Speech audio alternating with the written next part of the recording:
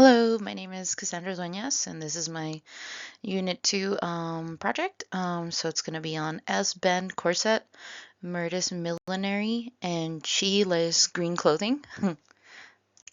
So firstly, I'm going to talk about the S-band corset. The S-band corset was a straight front corset. It was created by Dr. Inez Gashut Sarut.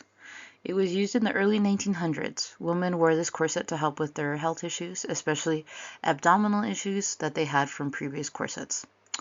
It also promoted a posture where the pelvis tilted forward, causing the bum to be pushed back, while the shoulders and bust were thrusted forward.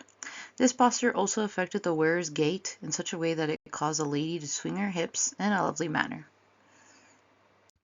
So many women had complained to Dr. Inez about issues with pressure on their diaphragm, abdomen, including their vital female organs like their genitalia.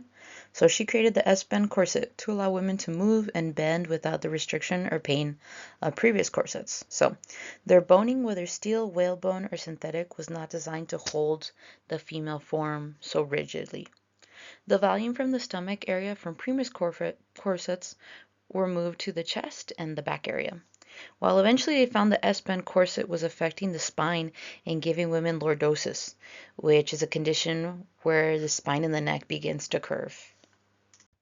So the influence of S-band corsets today, while its straight-fronted long-line corsets are popular in modern fashion, like in couture or lingerie or everyday fashion. Here are a few examples from, with different colors and styles from the S-band corset by designers like Evan Mock and Gucci. Below, I inserted a photo of Billie Eilish, Rosalia. You can see the same kind of corseted look, fitted, and then it kind of billows out with the hips, just like we saw in the original examples. Here's even an example on a male. It's a little more loose fitted, but you can definitely see the influence currently and today. My next item is the murderous millinery. So this was a big hat that was created in the 1880s, but it got very popular in the 19th century amongst women. This hat has also been referred to as the bird hat. These hats had actual bird feathers in their hats. So during a 6-month period in 1911, four feather trading firms sold approximately 223,490 bird corpses in London alone. So they would even use exotic birds like hummingbirds of Brazil, the egrets of all over the world, the rare birds of paradise from New Guinea, the toucan, the eagle, the condor, the emu. So all are being exterminated for these hats that women were using to decorate. Women adored their hats, and they had to be seen in these feathered hats every day. It became quite controversial when it was discovered how many birds were being killed to make these hats, coining the term murderous millinery. In the press, the multi-million-dollar feather industry was built on almost entirely unregularly slaughter of hundreds of millions of birds around the world.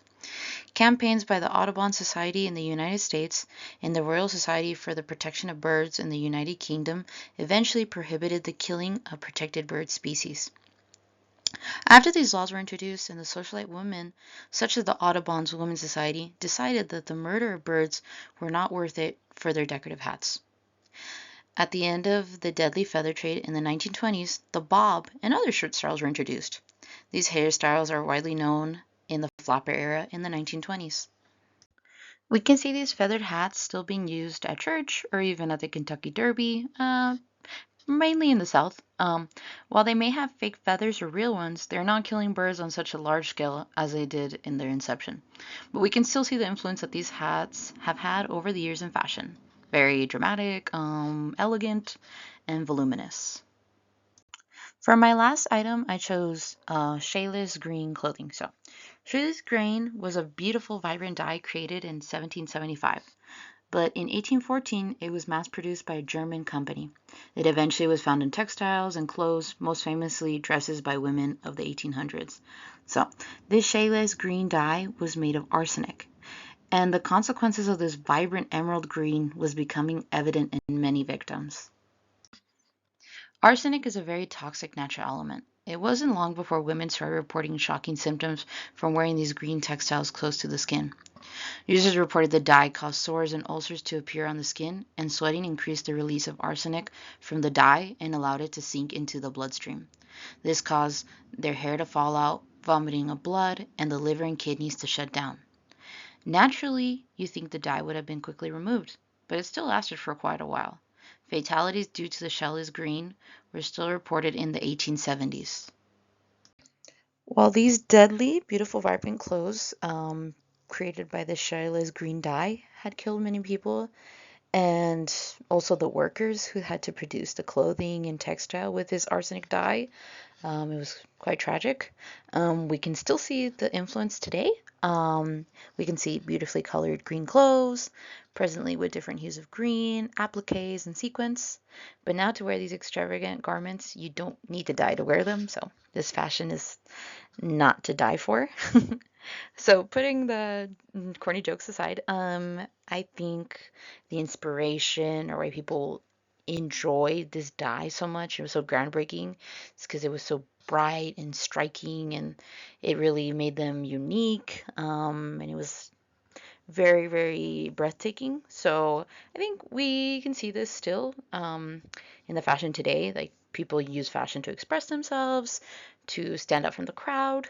Um, so it's just interesting how that influence is still taken today, and the mindset is still very similar in fashion as it was back in the 1800s.